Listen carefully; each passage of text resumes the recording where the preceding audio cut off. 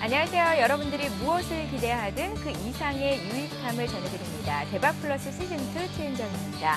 자, 비만이 전염병처럼 퍼지고 있는 이유는 실속 없는 과식이 한 몫을 하고 있기 때문입니다. 실속 없는 과식이란 칼로리는 높되 영양가가 현저히 낮은 음식들을 말하는데요. 몸이 제 기능을 하기 위해서는 필수 영양소들이 필요한데 이 필수 영양소들이 몸에 충분히 흡수가 될 때까지 몸에서는 계속해서 먹어라 이렇게 신호를 보낸다는 겁니다. 자, 실속 없는 과식 그러지 말아야지 하면서도 습관처럼 이어지는 우리네 정말 그런 습관이 될 수 있는 거거든요.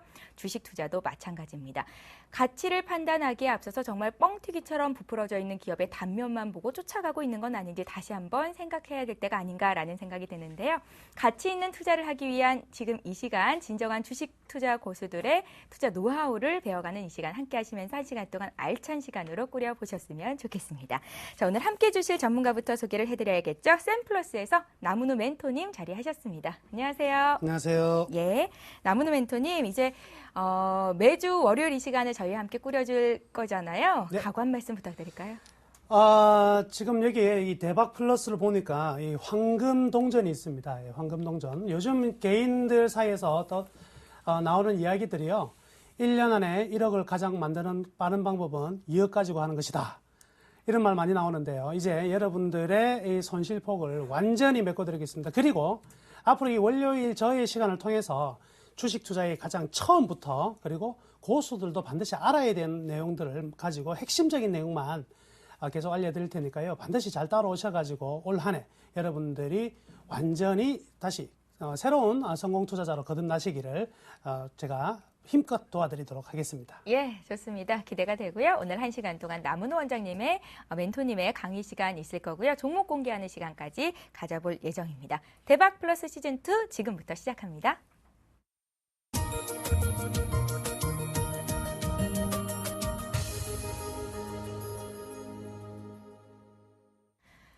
예, 종가 기준으로 2000선을 지켜주던 코스피 지수가 외국인과 기관의 매도 속에 오늘 결국 2000선 내주면서 1989까지 밀렸습니다. 코스닥도 사흘 연속 하락하면서 560대로 밀려났는데요. 오늘 형보다 아우가 더 크게 조정을 받는 하루였습니다. 투자 심리가 위축되면서 거래량, 거래 대금 역시 지난주 금요일 대비해서 현저히 줄어든 상태였는데요.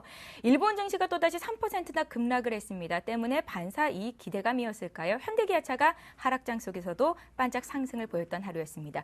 전문가는 어떻게 판단했을까요? 나문우 원장님, 멘토님, 오늘 장 어떻게 보셨어요? 예, 오늘 장 아무래도 미국 증시가 좀 안 좋게 끝이 났기 때문에 시장의 분위기는 안 좋게 출발할 수밖에 없었습니다. 그래서 약보합선에서 출발이 되었는데요. 그럼에도 불구하고 장중 삼성전자가 1% 가까운 상승률을 보였었거든요.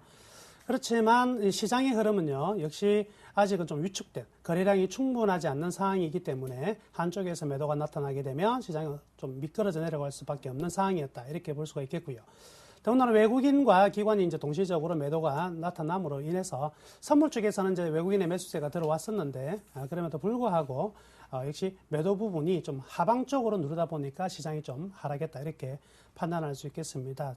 특히나 이제 코스닥 같은 경우에는요, 거래소 쏠림 현상이 발생하는 흐름이 나타나는 순간에서는 역시 이 자금의 이동이 굉장히 좀 가파르게 나타나는 부분이고요. 특히나 오늘 같은 경우는 외국인과 기관이 상당히 많은 매도를 보였었거든요. 그래서 4일 연속 대형 음봉을 만들면서 지수가 좀 조정을 받았기 때문에 그간 상승했던 종목들이 좀 급락하는 이런 흐름들이 좀 나타났다. 이렇게 판단할 수가 있겠습니다.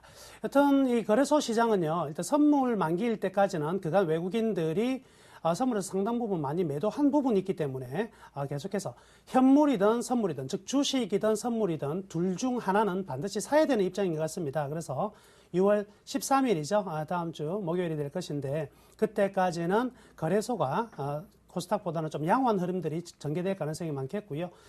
거래소 대비 코스닥이 좀 약세를 보이는 구간에서도 분명히 외국인들과 기관들이 그간에 사두었던 주식의 양이 있거든요.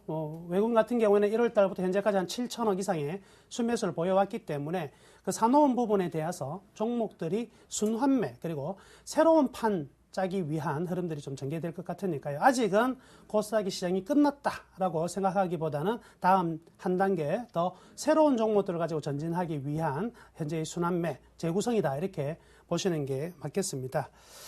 하여튼요, 오늘 시장에서의 가장 중요한 어떤 포인트를 하나 잡자면은요, 이 한마디로 드릴 수가 있겠는데요. 나 떨고인입니다. 나 떨고인 예전 TV 드라마에서 나왔던 내용인데요. 왜 나 떨고 있니라는 말을 제가 먼저 꼽았냐면은요, 최근 시장이요, 대형주나 소형주나 관계없이 이슈에 의해서 주가가 급등락이 굉장히 많이 되고 있다는 거죠. 지난번 보면 GS건설의 어떤 실적에 대한 큰 폭의 내림세들, 거의 뭐 하한가까지 들어가는 이런 모습도 나타났었고요. 그리고 오늘 같은 경우에는 이 유틸리티 업종들, 블랙아웃이죠. 예, 블랙아웃 관련되어서 리스크가 나오면서 지금 가스공사라든지 한전 관련 종목들 급락하는 모습이 나타났었거든요. 좀처럼 이런 초대형주들은 잘 하락하지 않는다. 점진적으로 하락할 거라고 봤었는데 최근 하락률이 20%를 넘어가는 모습도 나타나고 있고요.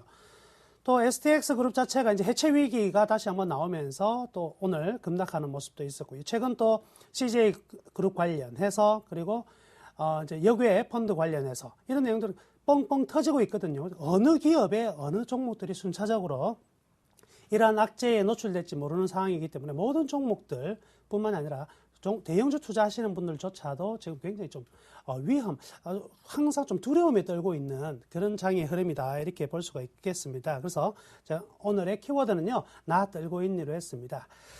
그리고 거래소와 코스닥의 계속적인 이제 힘겨루기가 나타나고 있는 부분인데요. 이 부분은 역시 한정된 자금 하에서 양시장을 끌어올리기에는 보면 좀 힘든 부분이 있는 것 같습니다.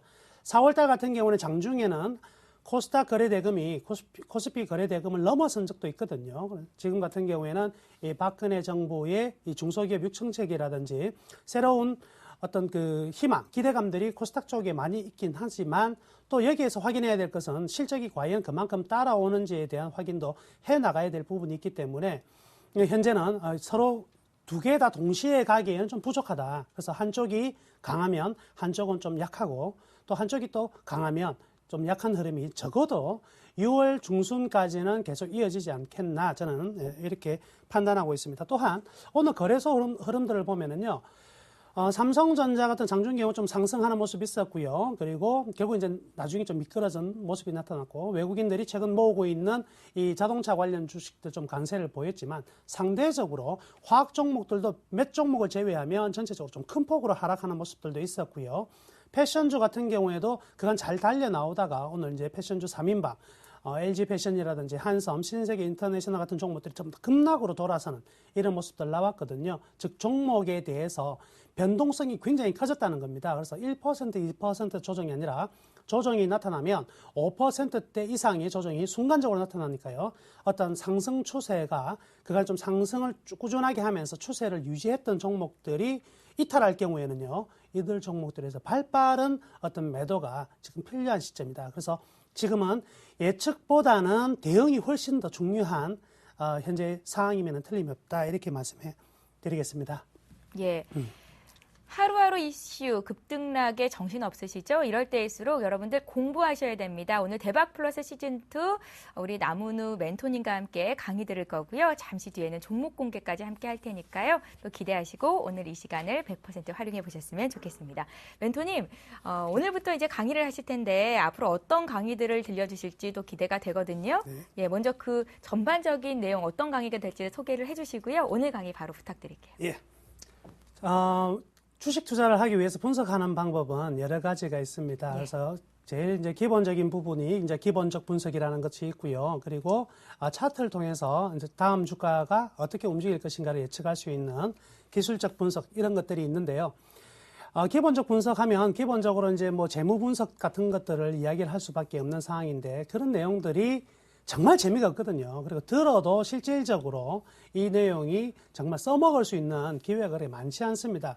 이는요, 그러한 공부가 필요한 게 아니라 이걸 어떻게 이 주식에 대입을 시키느냐의 문제에서 명쾌한 해답을 대부분의 강연자들이 잘 하지 못했다 저는 판단을 하고요. 그래서 저는 이 방송을 보시는 분들이 초보자도 있고 분명히 고수는 있습니다. 그렇지만 아마 제 방송을 계속 보시게 되면은요, 분명한 사실은 초보나 전문가나 새로운 사실들, 우리가 알고 있었던 사실인 것처럼 보이지만 주식에 응용할 수 있는 새로운 사실들을 배우게 될 것입니다. 그래서 우리가 빙빙 둘러가면서 이론적인 부분이 너무 많아지면 정말 기억에 남는 게 적거든요. 그래서 이론적인 부분이 바로 이제 우리 주가에 어떻게 영향을 미치고 그를 통해서 우리가 하나하나씩을 배우더라도 제대로 된 거 실제로 써먹을 수 있는 것들만 가지고 이제 강연을 계속 해 나갈 것입니다. 그래서 경기 분석부터 산업 분석, 기업 분석을 넘어서서 차후에는 종목의 매수 매도 타이밍들 그리고 특징주들, 급등주가 나오기 위한 어떤 전제 조건들이 많이 나와 있어요. 이런 부분들에 대해서 상세하게 그리고 실전적으로 제가 설명해 드릴 예정입니다. 그래서요, 제 강의의 이름을요, 나무노 멘토의 돌직구 분석법이라고 명명했습니다. 그래서 돌직구, 둘러가지 않는다, 커브가 아니라는 거죠. 예, 그래서 돌직구, 바로 직진으로 해서 가장 명료한 강의, 그리고 여러분들이 받아들이기 쉬운, 최대한 쉽고 바로 써먹을 수 있는 강의만을 교환을 만들어서 여러분들께 계속 공개할 예정이고요. 매주 월요일 이 시간에 역시 추천 종목 한 종목씩을 이제 드릴 건데요. 이 추천 종목을 통해서 여러분들 수익이 많이 날 수 있도록 많이 연구해서 좋은 종목으로 여러분들께 찾아뵙도록 하겠습니다. 자, 그러면 이제 제가 준비한 나무노 멘토의 돌직구 분석을 이제부터 강의하도록 하겠습니다. 자, 제일 먼저 나오는 그림이요. 아주 반가운 그림입니다. 그죠? 아주 반가운 그림이 나오는데요. 포커 좋아하시는 분들, 이제 카드, 그리고 동양화, 그죠? 서양화와 동양화. 예술적입니다. 그죠? 자, 포카, 서양의 포카와 그리고 우리나라 사람들이 즐겨하는 이 화토 그림을 그려놨는데 왜 이런 그림을 그려놨냐면 워렌 버핏이 이런 이야기를 한 적이 있거든요. 주식을 선택할 때 남자들이 대부분 이제 투자를 할 때를 이야기를 하는 건데요. 주식 투자를 할 때 종목을 선택할 때 차 살 때만큼만 고민하라 이런 이야기를 했습니다. 그래서 남자들은 차를 한 대 사기 위해서 얼마나 고민을 많이 합니까? 그럼에도 불구하고 주식을 살 때는 그냥 누가 무슨 종목 좋다 카더라 하면 사는 거거든요. 그래서 종목들을 막 사다 보면 백화점이에요, 백화점. 그래서 뭐 투자 금액은 별로 많지 않은데 종목이 한 20종목, 그렇죠? 종목이 많으면 집중도는 떨어지게 돼 있습니다. 그러다 보면 오히려 투자가 아니라 방치로 흘러가는 경우가 굉장히 많거든요. 그러나 제가 이 그림을 이제 그려 놓은 것은요, 고민하라는 것은 있지만 분명히 주식 투자는 운도 굉장히 따르지만 분명히 기술이 차지하는 부분이 있다는 겁니다. 그래서 항상 여러분들이 이 뭐 고스톱을 치시든지 포커를 치든지 잘 치는 사람들이 존재한다는 거죠. 잘 치는 사람들이 존재하는데 그 사람들의 특징을 우리 좀 배우자. 그걸 주식시장에 대입시켜서 좀 배워보자는 의미에서 제일 먼저 했고요.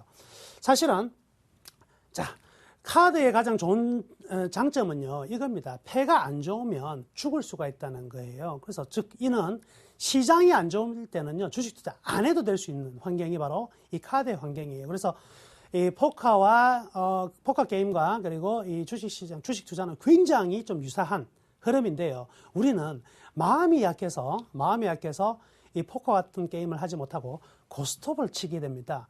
고스톱을 좋아하는데 고스톱의 단점이 하나 있어요. 어떤 단점이 있냐면 마구마구 패가 안 좋다고 죽을 수가 없어요. 예, 그거는 고스톱 헌장 1조에 정해져 있죠. 뭐예요? 연사금지. 한 번은 죽을 수 있지만 두 번째는 죽지 못한다 이거죠. 그러면 이 고스톱 같은 경우는 패가 안 좋아도 쳐야 된다는 거죠. 자, 주식입니다. 주식도 시장이 안 좋고 좋은 거는 분명히 우리가 분석할 수가 없어요. 경제 분석은 이 워렌 버핏도 한 이야기잖아요. 경제 분석은 무의미하다, 의미가 없다. 왜? 우리는 무조건 틀린다는 거죠. 그래서 전망을 아무리 해봐야 세계적인 경제학자들이 경기 전망을 아무리 잘하고 경제 분석을 잘하더라도 항상 틀리니까 이 경기 순환이 오는 것이거든요. 그렇기 때문에 경제 분석은 무의미하다. 우리가 가지고 있는 종목에 대해서 정확한 분석이 필요하다. 그러면 우리는 이제 카드를 선택하지 않고 자, 우리는 계속 주식시장에 남는 이러한 패를 우리는 선택을 했습니다. 그러면 어떻게 해야 되느냐? 이거죠. 패가 안 좋았을 때는요, 점수를 작게 주면 됩니다. 3점만 주자, 5점만 주자. 고수는 그렇거든요. 3점만 주자. 이렇게 판단하면서 게임을 하는데 저는 참 이 고스톱을 못 칩니다. 못 치는데 저 같은 경우는 어떤 생각을 하냐면 항상 이기자입니다. 항상 3점 내야지 5점 내야지. 그러다 보면 어떻게 되죠? 엄청나게 큰 점수를 두들겨 맞는 경우가 굉장히 많거든요. 바로 그거예요. 주식시장이 안 좋고 현재 내 종목이 이 기업이 아직은 살아나지 못하고 있는 구간이라면 손실을 줄이자는 거죠. 손실을 좀 줄이고 대신에 그 다음 차례 좋은 패가 들어왔을 때 좋은 시장과 좋은 종목을 잡았을 때는요. 그때 최대한의 이익을 뽑아내야 됩니다. 3점, 5점이 아니라 300점, 3000점을 뽑아낼 수 있는 그런 투자를 하셔야 된다는 거죠. 그래서 항상 종목에서 수익을 내려고 하지 마시고요. 반드시 좋은 종목을 잡았을 때는요. 끝까지 먹어야 된다. 소위 말해서 끝까지 수익을 크게 낼 줄 아셔야 되는 겁니다. 반면 손실이 나는 구간이라면 손실을 그대로 인정을 하세요. 나는 손실 나면 안 된다. 끝까지 가지고 있어서 본전에 오면 팔아야지. 이런 생각 좀 버리셔야 돼요. 그래서 제가 중요하게 투자자분들에게 말씀드리는 게 이거거든요. 저의 투자 철학인데요. 개와 모기와 주식은 공통점이 있습니다. 개와 모기와 주식은요. 저는 이렇게 말씀해 드립니다. 개와 모기와 주식은 물리면 안 된다. 절대 물리면 안 된다. 이 세 가지의 룰을 가지십시오. 그래서 줄 때는 주자. 대신 받을 때 많이 받자는 게 가장 중요한 이 투자의 첫 번째 원칙이 아닌가 싶어서 첫 번째 그림은요. 다소 생뚱맞지만 이런 내용을 가지고 시작을 했습니다. 자, 그럼 이제 본격적으로 이제 강의에 들어가게 되면은요. 우리가 증권을 이제 분석을 해야 됩니다. 어떤 식으로든 분석을 해야 돼요. 기본적으로 이 정도는 알고 있어야 남이 사라, 팔아라 할 때 우리가 판단할 수 있는 기초가 필요하거든요. 그래서 이 부분 조금 어려운 부분이 될지도 모르겠지만은요. 짧게 제가 맥만 짚어서 넘어가도록 하겠습니다. 딱 한 번만 들으시면 돼요. 이걸 다 외우실 필요는 없고요. 큰 틀만 우리 머릿속에 기억을 하고 가시면 됩니다. 몇 가지만 중요 포인트만 가져가면 되는데요. 우선 우리가 주식을 살 것인가 말 것인가를 판단하기 위해서 제일 먼저 해야 되는 것이 바로 이거죠. 주식 투자할 것인가 말 것인가. 주식 투자를 할 수 없는 상황임에도 불구하고 주식 투자를 하려고 해서는 안 될 것이겠죠. 그리고 기왕이면은 좋은 시장에서 주식을 좀 많은 금액을 하는 게 좋겠죠. 좋은 시장에서. 그래서 시장이 안 좋았을 때는 좀 금액을 좀 줄이시고 시장이 좋았을 때는 좀 더 늘리는 이런 것들이 필요할 것이고요. 그 다음에 주식을 어떻게 배분할 것인가, 주식만 할 것인가, 채권도 할 것인가, 선물도 할 것인가 이런 데에 대한 부분을 우리는 좀 생각을 해봐야 될 것입니다. 그리고 나서 이제 전반적으로 세계적인 경기가 어떻게 돌아가느냐 이런 것도 판단해야 될 것이고요. 그 다음에 경기가 좋다고 해서 항상 다 좋은 건 아니죠. 최근에 어떻습니까? IT 경기 굉장히 좋죠. 삼성전자 등의 IT 경기는 좋은데 반면 조선업종이라든지 기계, 이 소재 산업재 같은 경우는 굉장히 안 좋죠. 그러니까 시장만 좋다고 해서 무조건 주식 투자를 하는 것이 아니라 그 속에서도 어느 업종을 선택할 것인가가 중요할 것입니다. 그래서 이 산업에 대한 것들도 우리는 고려를 해봐야 할 것입니다. 그 다음에는요, 5번째 단계는요, 그렇다면 이 산업 내에서 IT 산업 좋다고 그러는데 IT 종목이 다 좋습니까? 실적이 다 좋아요? 삼성전자 하나가 모든 실적을 다 가져가죠. 반면에 실적 안 좋은 IT 기업도 존재한다는 거죠. 그래서 필요한 게 뭐죠? 바로 기업 분석이다. 어느 기업에 우리가 투자를 할 것인가에 대한 기업 분석이 이제 들어가야 될 것이고요. 그 다음에는 이 기업 분석을 통해서 이제 내가 좀 적극적으로 투자를 해서 수익을 좀 많이 얻을 것인가 아니면 안정적으로 수익을 낼 것인가에 대한 부분들이 이제 나와야 되겠죠. 그래서 몇 종목을 가져갈 것인가 이런 부분이 늘어날 것이고요. 그 다음에는 이 회사가 가지고 있는 가치가 얼마인지를 판단하셔야 돼요. 이 회사는 한 삼성전자라는 기업이요. 아무리 좋다고 하더라도 현재 이 주가가 300만 원이라면 여러분들이 살 만한 가치가 있을까요? 없다는 거죠. 이 회사가 가지고 있는 현재의 가치가 얼마인가. 앞으로 성장을 한다면 성장 가치가 더 붙여지겠지만은 현재의 상황의 가치는 얼마가 될 것인가가 중요하고요. 그리고 또 하나 여기서 다음번에 설명해 드릴 부분이 나오는데요. 안전마진이라는 게 있습니다. 내가 얼마만큼의 현재의 남들보다 이득, 이 기업에 대해서 저평가를 가져갈 수 있느냐에 대한 안전마진 부분도 또 반드시 고려를 해야 되는 것이거든요. 그래서 그를 통해서 이제 적정 주가를 산출을 해야 됩니다. 가치적으로 적정 주가를 산출했다. 그러면 삼성전자가 적정 주가는 한 200만 원 정도 되는구나. 그러면 오늘 가격을 보는 거죠. 150만 원이야? 그러면 50만 원 정도의 수익을 좀 올릴 수가 있겠다. 이러면 이제 투자 대상이 되는 거죠. 그렇다고 해서 이제 무조건 투자를 하느냐? 그것도 맞지 않습니다. 왜 맞지 않냐면 200만 원 갈 수 있는 기업이 현재 150만 원이지만 이게 120만 원까지 떨어졌다가 200만 원 갈 수도 있고요. 그죠? 한 번만에 바로 갈 수도 있는 거거든요. 그래서 언제 200만 원은 언제쯤 갈까? 그리고 언제쯤 내가 매수에 들어갈까를 고민해야 될 게 바로 이제 타이밍을 결정하는 이게 바로 차트예요. 그러면 여기에서 한 가지 결론 하나 내드릴게요. 앞에서 지금 주식 투자 증권 분석을 하는 절차에서 제일 먼저 1단계부터 이 8단계죠. 8단계까지 내려오는 동안에 제일 끝에 뭐가 있는 거죠? 제일 끝에 기술적 분석이 있습니다. 그래서 차트는 제일 끝에 있는 것이지 제일 앞에 있는 것이 아니라는 거죠. 그런데 우리 일반 개인 투자자 분들을 보면은요, 전부 다 차트 공부만 하고 있어요. 1번에서 7단계는 한 번도 고민하지 않는다. 오로지 차트만 공부하고 있다. 뭔가 잘못된 거죠. 종목을 고를 때도 차트 보고 고르고 뭔가 잘못됐습니다. 차트는요, 종목을 선택하는 것이 아니라 종목을 언제 사고 언제 팔 건지를 결정하는 요인입니다. 그래서 그거를 반드시 잊지 마세요. 차트를 가지고 종목 선택을 하는 것은 항상 필연적으로 가치 분석에서 미끄러져서 괴로움을 당할 수 있는 때가 한 번씩은 온다는 거. 그래서 주식 투자에서 가장 중요한 부분은요, 저는 이렇게 생각합니다. 소나기를 맞지 말자. 한 번에 큰 충격을 맞고 나면은 이 충격을 다시 원위치 하는 데는 너무나 많은 시간과 많은 어려움이 생기거든요. 그래서 항상 그러한 충격을 받지 않기 위해서는 이 앞에 단계들이 차지하는 굉장히 중요한 내용들이 꼭 있다, 이렇게 생각하시기를 바라겠고요. 그러면 이거를 이제 짧게 또 한번 정리를 해드리자면 이런 거죠. 일단 기왕이면 이제 두 가지 투자 방법이 있는데, 종목을 분석할 때 두 가지 투자 방법이 있는데, 하나는 경기가 좋을 때 난 투자를 해서 경기가 어떠냐, 지금 상황이 경기가 좋냐 안 좋냐, 방금 설명한 내용입니다. 그 다음에 좋은 경기라면 어떤 산업이 더 좋을 것인가를 판단을 하는 것이고요. 그죠? 그 다음에는 어떤 기업이 더 좋을 것인가를 판단하고 이 기업의 가치를 산정을 하는 거죠. 이 재무제표를 통해서 이 기업에 어느 정도 가치가 있느냐. 그렇죠? 이러한 라인을 전부 다 이제 기본적 분석이라 그래요. 기본적 분석이다. 그 다음에 이걸 가지고 이제 적정 가격을 이제 도출을 해내고 나면 그 다음에 뭘 한다 그랬죠? 언제 매수할 것인가 타이밍을 잡는다 그랬죠? 언제? 바로 차트를 통해서 타이밍을 잡습니다. 이게 이제 기술적 분석이 되겠죠. 그래서 순차적으로요, 좋은 경기에 좋은 산업 그리고 좋은 기업을 선택해서 이 기업을 선택하는 방법이 아까 지금 방금 설명해 드린 가장 일반적인 방법인데, 자, 여기서 반전이 있습니다. 제가 여러분들한테 추천해 드리는 방법은요, 이 일반적인 부분에서 다 버리겠다. 어느 걸 버리겠다. 요거를 버리겠다는 거죠. 이런 거를 버린다.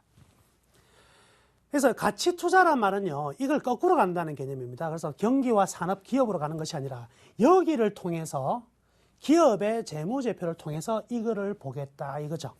그래서 아까 경기와 산업, 기업을 통해서 이렇게 내려오는 방식을 우리는 하향식에서 탑다운 분석이라는 말을 써요. 탑다운, 위에서부터 떨어진다. 하향식이라고 그러고, 기업의 재무제표, 가치 분석을 제일 먼저 하고 경기와 산업은 버리겠다. 왜? 우리가 예측을 잘 못하니까 아예 버리겠다. 오로지 여기만 바라보고 하겠다가 이제 바텀업 투자라고 하는데요.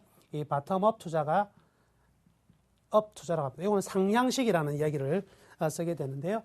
이 투자를 이제 우리가 할 수 있는 가장 좋은 투자라고 저는 판단합니다. 역시 이 투자는요, 누구로부터 만들어졌나? 역시 워렌 버핏과 피터 린치, 필립 피셔 같은 위대한 투자자들이 결국 어떤 방식을 택했느냐, 이런 위에서부터 떨어지는 부분을 판단한 것이 아니라 철저히 기업 중심으로의 접근, 이것만 가지고도 충분히 가능하다. 물론 경기가 안 좋으면 주가는 떨어지겠지만은 다시 기업이 저평가되어 있다면 자기 자리를 간다는 거죠. 삼성전자가 우리한테 준 가장 큰 의미는 뭐냐면, 이 종목은 사가지고 경기가 안 좋아서 떨어지더라도 반드시 제자리에 오더라. 제자리보다 더 높은 자리에 가더라는 걸 보여주지 않습니까? 바로 그거죠.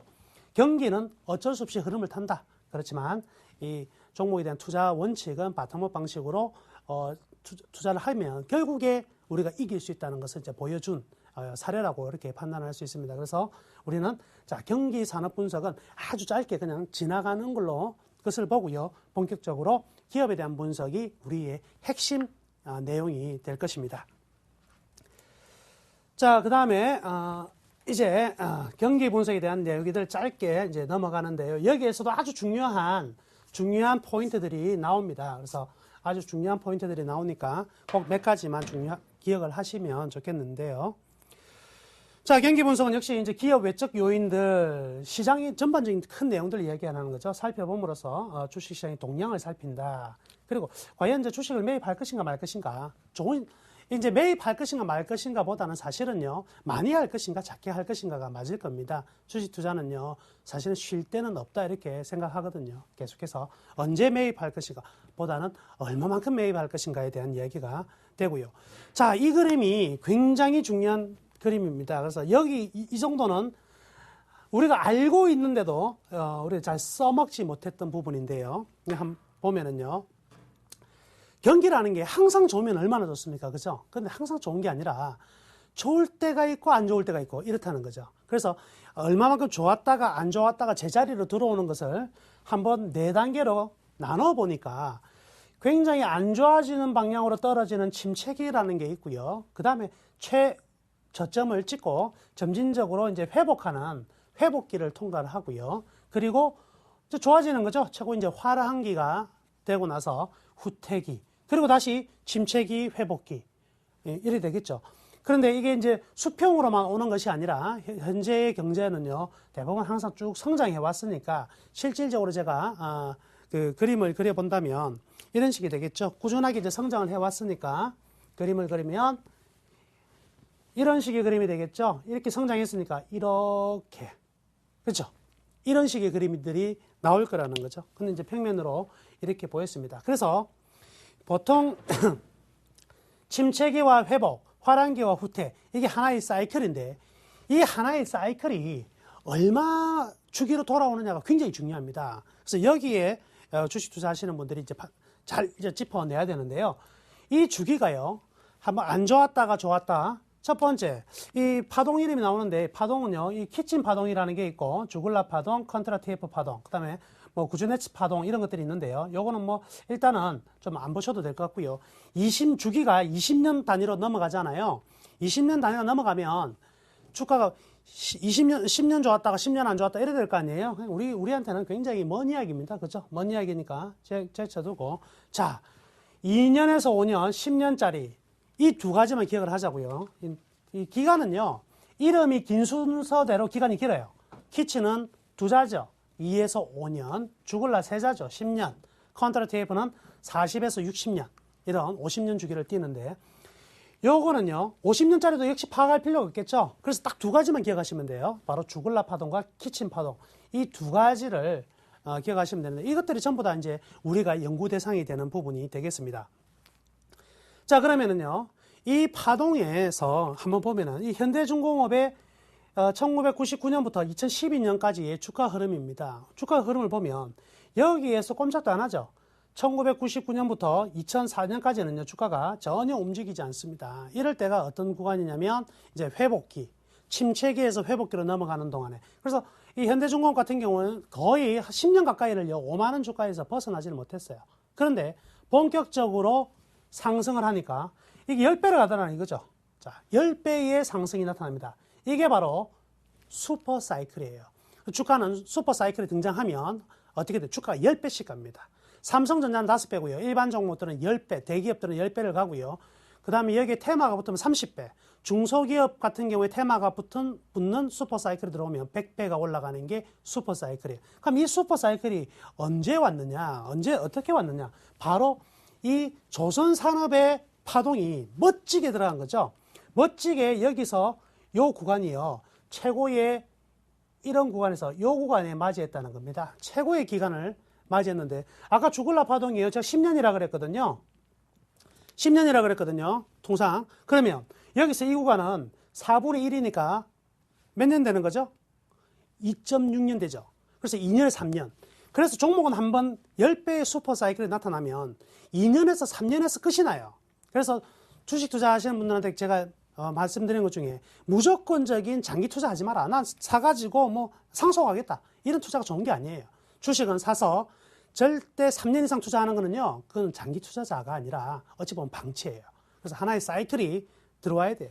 그 다음에 다시 한번 더 나오죠. 이게 여기에서 떨어지고 나서 여기에서 발생하는 작은 키친 파동이 한 번 더 나타나는 거죠. 되돌이 파동. 그러나 기억하셔야 될 거는 요거 고점을 넘기지를 못한다. 그래서 주글라 파동이 주파동이다. 이렇게 생각하시면 되겠네요. 그러면 주글라 파동에서 화랑기만 해도 좋은데 만약에 이 주글라 파동 안에 키친 파동까지 화랑기라면 어떨까요? 그게 바로 슈퍼사이클입니다. 그래서 여기에 아까 보여드린 거. 자, 이게 만약에 여기서 여기까지가 10년이라면 여기에 안에 하나가 돼 있다는 거죠. 이렇게. 그러면 이게 안에 두 개 있으니까 이게 키친 파동이 되고요. 이 전체 요게 주글라 파동이 된다. 그죠? 주글라 파동이 된다. 그럼 이 구간입니다. 이 구간. 이게 10년이니까 요거는 2 내지 3년 이래 되거든요. 이 2 내지 3년에 키친 파동과 주글라 파동이 마주치는 지점에서 슈퍼사이클이 나온다. 그래서 이런 것만 기억을 해서 이 타이밍에 종목을 잡았으면 절대 놓치시면 안 돼요. 바닥권에서 팔고 뭐 한 50% 먹었다. 나는 50% 수익 났으니까 충분히 만족한다. 이러는 게 아니에요. 이럴 때 우리가 5배든 10배든 수익을 크게 한번 내줘야지만 그 다음을 넘어갈 수가 있습니다. 줄 수가 있어요. 수익을 많이 냈기 때문에 좀 손실을 감내하고 견딜 수가 있는 것이거든요. 그래서 이 파동이 어느 지점에 들어왔는지를 꼭 잘 판단을 하셔야 된다. 이렇게 말씀해 드릴게요. 그래서요, 현재 이 경기 변동 관련해 가지고는요, 이 파동이 언제 어떻게 만나느냐가 굉장히 중요하다고 이렇게 말씀해 드렸고요. 이 파동에 대해서 다시 한번 추가적인 설명을 이제 해 드리자면요. 자, 봅시다. 슈퍼사이클을 이야기를 안 할 수가 없는데요. 슈퍼사이클은요, 일단 삼성전자의 경우에는 통상에 5배수가 갑니다. 5배수 상승을 합니다. 그래서 삼성전자가 얼마에 출발했느냐? 30만 원에 출발했어요. 그래서 지금 150만 원이죠. 150만 원까지 왔으면 1차적인 슈퍼사이클에 종착역에 와 있습니다. 그래서 지금 삼성전자가 주가가 150만 원에서 더 치고 못 나간단 말이죠. 근데 이 기간이 다음에 이 하나의 이 사이클에서 현재 여기 와 있는 부분에서 이게 여기에서 이렇게 올라간다면 요 추세 자체가 더 상승을 한다면 역시 슈퍼사이클이 연장이 되는 부분이지만 요거를 확인을 해야 된다는 거죠. 외국인들이 왜 삼성전자를 팔고 있느냐? 바로 이 확인 작업이 필요하다. 분명히 1사분기 실적이 10조라는 영업이익을 냈음에도 불구하고 왜 바로 180만 원 못 치고 나가냐 이거죠. 그래서 이 부분이 나타나는 이유가 바로 확인하자 이런 부분이 되고 있습니다. 그래서 슈퍼사이클 1차적으로 들어왔고요. 그 다음에 삼성전자를 제외한 대형주는요. 이 슈퍼사이클 기간 동안에 10배가 상승합니다. 그래서요, 현대차 같은 경우에도요, 지금 한 5만 원대 출발해서 지금 25만 원대 넘어서서 5배수가 나온 상태고요. 그 다음에 기아차를 보시면은요, 5천 원에서 7만 원대까지 10배 넘게 상승했던 것을 우리가 볼 수가 있어요. LG, 아까 현대중공업도 마찬가지고 삼성중공업 같은 경우도 5천 원에서 5만 5천 원까지 상승했었거든요. 대형주들은 일반적으로 한 10배수 정도 상승하면 1차적인 슈퍼사이클이 끝났다 보시면 돼요. 거기서부터는 가격에 대한 부담이 분명히 생긴다. 그리고 중소형주의 경우에는 역시 10배수보다는 이 30배수까지도 가능하다 이거. 30배수. 이게 정말 무섭습니다. 그렇지만 중소형주는 이 30배수인데 실질적으로 30배를 우리가 수익을 낼 수 있느냐? 아니죠. 이미 우리가 발견했을 때는 10배를 먹기 힘든 자리에서만 발견할 수 있어요. 그래서 이미 한 5배 이상 올라온 종목이거든요. 그러니까 오히려 실질적으로 우리가 접근하기에는 일반인들이 접근하기에는 중소형주 가지고 5배 먹는 거 굉장히 힘들어요.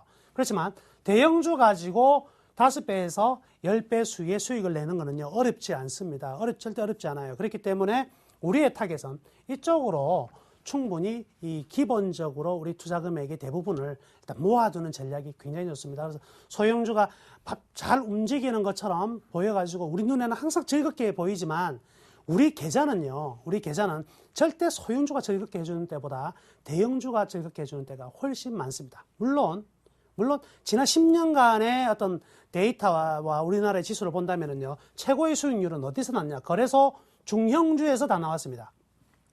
10년간의 기간 동안의 수익은 전부 다 중량주가 가장 높은 상승률이 나왔고요. 그 두 번째가 대형주, 세 번째가 코스닥이다. 물론 이제 코스닥 이야기도 계속 앞으로도 하겠지만은요, 코스닥도 좋은 시장이면은 지금 틀림이 없습니다. 예전하고는 전혀 다른 시장이긴 하지만 기본적으로 우리가 계속 끌고 나가기 위한 우리가 분석을 하고 우리가 안정적으로 갈 수 있는 그 하나의 큰 틀은요, 우리가 이쪽으로 잡자.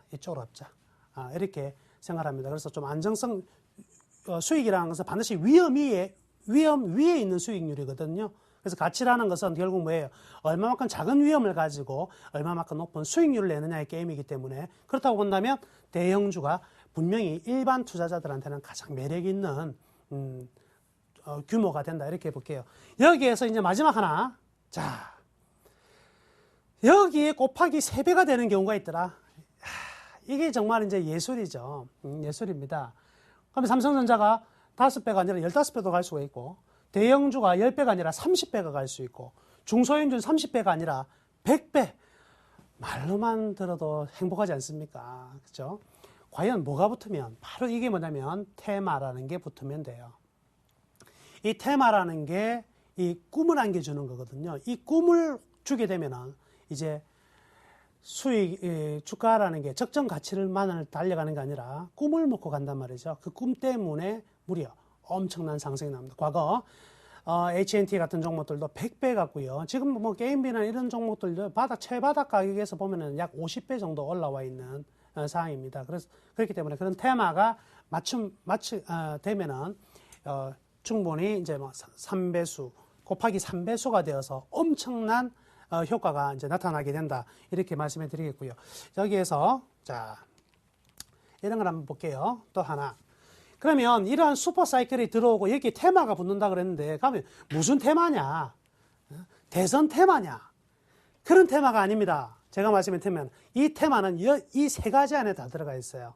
자, 앞으로 인류가 나아갈 길이고 인류의 관심사는 이 세 가지입니다. 첫 번째, 건강입니다. 건강. 사람의 건강보다 더 중요한 건 없어요. 그래서 여기 안에서 기본적으로 테마가 형성되는 거예요. 그럼 과거에는 뭐 했을까요? 제약 같은 거였죠? 제약 같은 거에서 뭐로 넘어간다? 결국 이제 이런 게 바이오로 이제 전환이 되고 여기에 헬스케어 같은 것들이 따라오는 거죠. 이런 것들은요, 하나의 우리 인류가 가장 중요한, 우리 삶의 가장 중요한 부분이기 때문에 하나의 큰 변화가 생기면 테마라는 게 돼요. 두 번째, 에너지입니다. 에너지. 굉장히 중요하겠죠. 과거에는 뭐예요? 석탄의 시대에서, 석유의 시대에서 유가가 143달러를 돌파를 하게 되니까 어떻게 되죠? 우리가 대체 에너지를 찾게 됩니다. 그죠? 대체 에너지에서 어떤 것들이 있었습니까? 태양광, 풍력, 그리고 원전의 2차 전지까지. 이것도 하나들이 전부 다, 이것들 다 뭐예요? 테마가 붙어가지고 50배, 100배를 갔던 하나의 업종이었다. 세 번째가 뭘까요?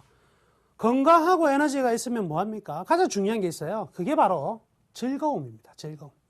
사람은 즐거움과 뭐 편함을 찾아서 가게 돼 있어요. 즐거움과 편함.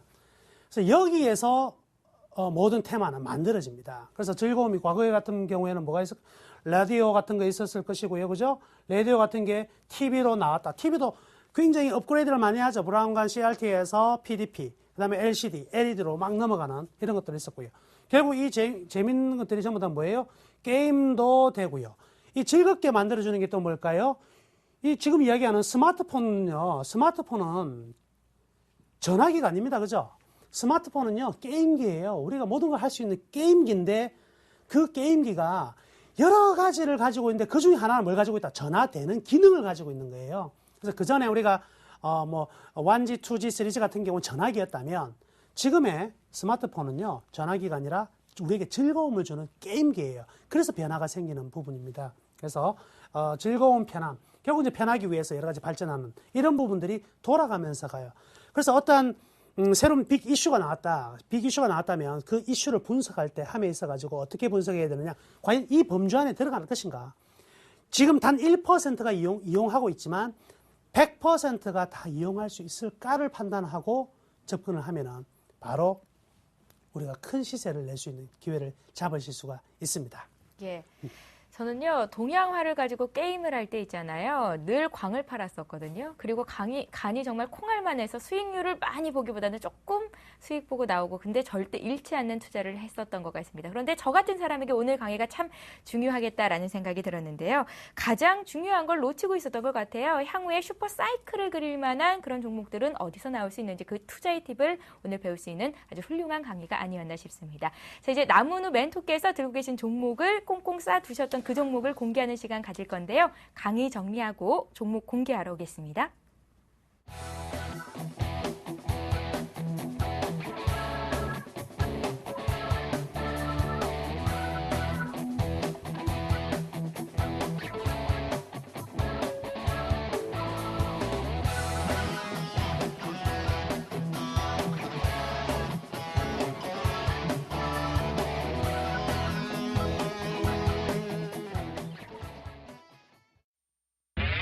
검색창에 샘플러스를 입력하시고 전문가 방송에 접속하시면 서울경제TV 특급 전문가들이 여러분의 포트폴리오와 수익률을 책임집니다. 주식 투자 샘플러스와 함께하세요.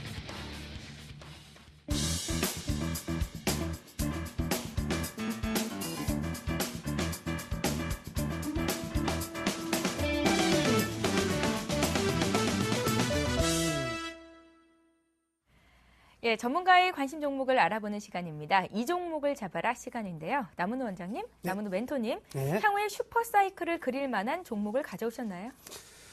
현재까지는 슈퍼사이클은 아니지만 슈퍼사이클이 될 수 있는 후보입니다. 예, 후보라서 굉장히 좀 매력 있는 종목이 아닐까 생각이 들고요. 먼저 종목부터 말씀해 드리겠습니다. DGB 금융지주입니다. DGB 금융지주. 제가 이제 고향이 부산입니다. 그래서 부산 사나이인데 대구나 이렇게 부산 쪽으로 이제 세미나 같은 걸 하게 됩니다. 그래서 지난주 같은 경우도 했었는데 간단합니다. 그분들한테 제가 15년 전부터 세미나를 했었는데 항상 가면은 늘 말씀해 드리는 게 있어요. 대구 사람과 부산 사람은 주식 투자를 고민할 필요가 없다. 대구 사람 대구은행, 부산 사람 부산은행만 사면 결국 다 만들어준다. 이런 말씀해 드렸어요. 그때 당시에 대구은행 2000년입니다. 1840원, 부산은행 1740원 할 때였거든요.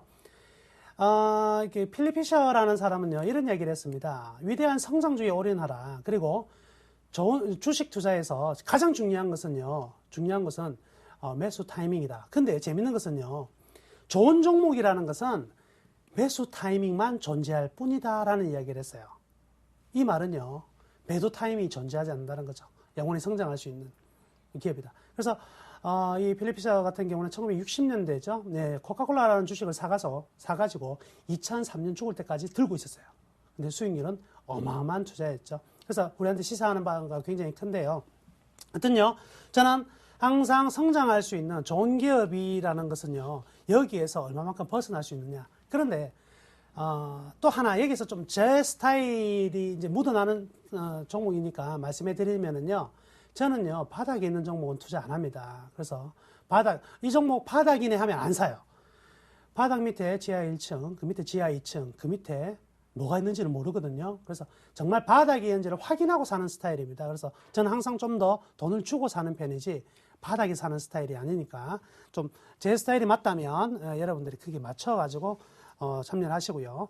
그리고 보면 지금 최근 DGB 금융지주 같은 경우에는요, 우리 은행주를 난데없이 추천하니까 참 좀 요즘 같은 때 은행주를 과연 사도 되나? 그런데요, 안 보고 있는 동안에 DGB 금융지주가 꽤 많이 올라갔어요. 이 은행주가 맞나 싶을 정도로 굉장히 많이 올라갔죠. 지방은행주의 특징입니다. 그런데 최근 외국인들이요, 이 은행주들을 입지를 많이 하고 있어요. 5월달 지금 중순부터 은행주를 매수하기 시작하는데 간단한 이유입니다. 첫 번째 이유는요, 글로벌 양적 완화 때문에 미국과 유럽 은행주 다 폭등을 했고요. 그리고 일본 또한 양적 완화 때문에 금융주가 올라갔습니다. 그러면 우리나라 주가가 못 가고 있었던 이유는 소재 산업재들이 글로벌 활황기가 되지 않아서 주가가 못 갔거든요. 우리나라 소재 산업재들이. 근데 최근 중국계 증시 또한 올라가고 있는데 어떤 업종이 올라가느냐? 금융업종이 올라갑니다. 그래 글로벌 전체 중국이 마지막이라고 봤는데 중국 또한 금융업종이 올라간다면 상대적인 저평가가 이제 우리나라한테 생기는 부분이죠. 그래서 우리나라도 이제 금융업종도 충분히 좀 안정화된 부분이 아니겠나. 분명히 이제 이자 부분은 그 순이자 마진 부분은 좀 작은 상황이지만 절대적인 주가 순자산 비율에서는 저평가다라고 생각을 하는 것 같고요. 특히나 그 중에서 저는 이제 이 지방은행주를 꺼냈던 이유는 지방은행주의 특징이 있다. 그래서 시중 대형은행들은 서로 이제 지금 M&A가 계속해서 이야기가 논의가 되고 있잖아요. 굉장히 좀 충돌이 심하지만 이 대구은행이라든지 부산은행 그리고 광주은행 같은 경우에는요, 자기 터전에서 자리를 잡고 있다는 거죠. 그래서 우리가 남이가 이거죠. 우리가 남이가 이것 때문에 대구에서는 대구은행이 항상 자기의 어떤 마진율을 가져가게 되고요. 그다음에 그 부산 같은 경우에는 부산은행이 일정 마켓 셰어를 다 가져갈 수밖에 없습니다. 그 안정성이 결국 어떻게 돼요? 대출의 증가율이 다른 은행보다 높다. 올 한 해 이제 일반 시중은행, 대형은행 같은 경우는 대출 증가율 0.6%, 1% 안 되거든요. 근데 BS 금융지주, 부산은행과 대구은행 정도는요, 다 3.7%, 4% 넘어갑니다. 그게 그것도 있고요. 또 하나가 지방은행에 항상 과거의 리스크가 어떤 부분이 있었냐면 이 PF죠. 이 지방 건설회사가 이 은행을 통해서 돈을 많이 빌려고 했던 부분이 터졌는데 그 부분이 전부 다 저축은행이 떠안았던 부분이 굉장히 많습니다. 그래서 저축은행들이 사태가 굉장히 많이 일어났잖아요. 그 저축은행 사태가 많이 일어나서 그쪽에서 붕괴된 부분을 사실은 이 지방은행들이 흡수를 했다는 거죠. 그러니까 저축은행이 오히려 서울보다요, 지방이 저축은행이 더 많거든요. 서민금융이 더 많은 상황이었지만 이 리스크가 커지니까 아이고 이거 돈 많이 안 벌어도 좋다, 안전하게 안 까먹는 게 낫겠다 싶어서 전부 다 이쪽으로 자금이 오히려 이탈되면서 흡수가 되더라. 이런 부분이 굉장히 이제 매력이 있어지는 것이고요. 그래서 결국 뭐냐면 대손 충당금이라든지 이런 부분들, 손실률, 대손 손실률 같은 경우에도요, 굉장히 떨어져 있습니다. 0.6% 이하로 굉장히 많이 떨어져 있는 부분은 역시 이 회사 같은 경우에는요, 이 기업들 같은 경우에는 충분히 재무적 안정성과 성장성을 두 개 다 갖추고 있다. 이렇게 볼 수 있고요. 또 하나, 현 정부의 정책이 이제 중소기업과 지방에 대한 경제 살리기 부분이 분명히 같이 녹아 있거든요. 이 부분이 맞닥뜨려진다면 이쪽 기업의 어떤 중소기업에 대한 대출이 본격적으로 완화될 가능성이 많고요. 그러면 이러한 대출 금액이 이제 정책에 맞물려서 이제 같이 가게 된다면 역시 아주 좀 상당한 기대치를 좀 얻을 수 있는 가능성이 크다. 그리고 종목 자체가요, 굉장히 좀 가볍습니다. 좀 가볍다 보니까 이런 종목들 같은 분석이 좀 덜 돼 있으면 굉장히 겁을 낼 수밖에 없는 상황이죠. 그래서 지난번 보면 여기 이 부분 보면 순간적으로 급락을 시켜버리니까 이 공포감에 여기에서 전부 다 손절매하는 경우가 굉장히 많더라. 예. 일반 투자자분들이 대구은행, DGB금융지주를 만약에 설사 여기에서 사든 여기에서 샀더라도 결국 이 가격대에서 거의 매도를 하게 됐다는 거죠. 그렇지만요, 이러한 가치 분석이 돼 있으면 이런 부분에서 흔들리지 말고 하나, 둘, 셋, 세 번만 참자. 예, 제가 늘 말씀드리는 거. 굉장히 힘들 때는요, 참어린 자 세 개면 상한가가 세 방입니다. 그래서 꼭 참아서 견뎌낼 수 있는 것은 이거를 가지고 있는 이유는요, 역시 이러한 분석이 뒷받침이 된다면 이런 종목들 가지고 있어도 괜찮다. 외국인들 특히 많이 매수가 지금 들어올 수밖에 없는 상황이기 때문에 계속해서 관심 가지시고요. 그러면은 이렇게만 말씀을 드리면 재미가 없지 않습니까? 그죠? 결론은 뭐 얼마에 사야 된다. 뭐 이렇게 필요하겠죠? 예, 가격을 불러드리면은요, 지금 현 가격에서도 전혀 첫째, 무리가 없다. 이렇게 말씀해 드리겠습니다. 일단 거래소 상황이요, 분명히 코스닥보다는 6월 중순까지는 괜찮다 그랬죠. 현재 가격 16,950원인데 이 가격 그대로 잡아 나가겠습니다. 이 가격 그대로 잡아 나가겠고요. 이 종목은 이제 추세라는 거는 한번 이제 그어 보면은요, 이런 기본적인 이 추세선을 가지고 달려갈 가능성이 많아요. 그래서 이 추세선 라인 따라 이제 진격을 하게 될 것입니다. 그래서 현 가격대는 이 추세선의 거의 중반부에 와 있다 이렇게 볼 수 있거든요. 그러면 여기에서는 한번 이 정도 가격이라면 들어가도 될 만한 가격이다 이렇게 보는 거죠. 그래서 이 가격이 마주치는 이 부분이 지금 현 가격에서 크게 벗어나지 않는 부분이니까 매수 가격은 16,900원 현 가격 부분에서 일단 매수를 보내드리고요. 1차 목표는 19,000원 잡겠습니다. 이 라인이 추가적으로 상승하면 마주치는 지점이 한 19,000원 정도 되거든요. 그래서 19,000원 정도 잡겠고요. 아쉽게도 제가 뜻하지 않는 뜻한 바 아닌 수급의 붕괴가 온다면 16,200원을 깨지게 되면 이 부분에서는 손절매도 고려하시기를 바라겠습니다. 예. 터전에서 그 지역을 꽉 잡고 있는 금융주가 하나 소개가 됐습니다. DGB 금융지주 들고 오셨는데요. 나무누 멘토님께서 들고 오신 이 종목 다음 주까지 흐름 어떻게 움직이고 있는지 확인해보는 시간도 갖겠습니다. 샘플러스의 나무누 멘토와 함께했습니다. 잘 들었습니다. 예, 매주 월요일부터 목요일까지 샘플러스 전문가들의 무료 방송을 보실 수가 있습니다. 밤 11시 반부터 1시간 동안 잠들기 전 그 1시간을 100% 활용해 볼 수 있는데요. 자면서 머릿속으로 계속해서 공부를 할 수 있는 시간입니다. 여러분들 기억하셨으면 좋겠고요. 저희는 내일 이 시간에 다시 뵙겠습니다. 고맙습니다.